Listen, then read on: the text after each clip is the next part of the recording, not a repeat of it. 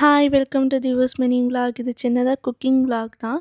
Coconut ரைஸும் பன்னீர் கிரேவியும் தான். இதை நான் சாப்பிட்டு பார்க்கும்போது நல்லா இருந்துச்சு. சரி உங்ககிட்ட இந்த ரெசிபி ஷேர் பண்ணலாம் அப்படின்ட்டு தான் இந்த வீடியோவே.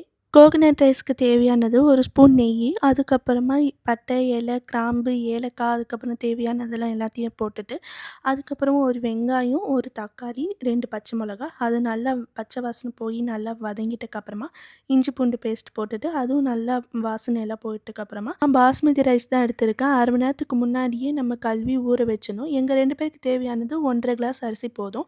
நாங்கள் அதை எடுத்துக்கிட்டேன். அதுக்கப்புறமா தேங்காய் பால் எடுத்துக்கோங்க. தேங்காய் பால் 1 1/2 கிளாஸ் அரிசி நம்ம எடுத்துருக்கோன்னா அதுக்கு தேவையானது 2 கிளாஸ் தேங்காய் பால் ஊற்றிக்கணும்.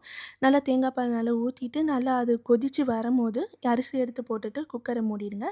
3 விசில் விட்ட உடனேயே நல்லா வெந்து வந்துடும். அதுக்கப்புறமா நம்ம பன்னீர் கிரேவிக்கு நம்ம பார்ப்போம்.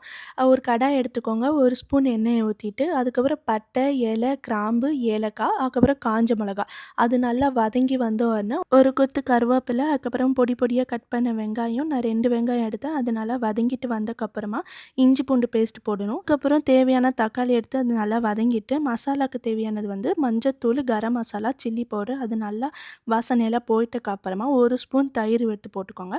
அப்போ தான் கிரேவி வந்து கொஞ்சம் திக்காக வரும்.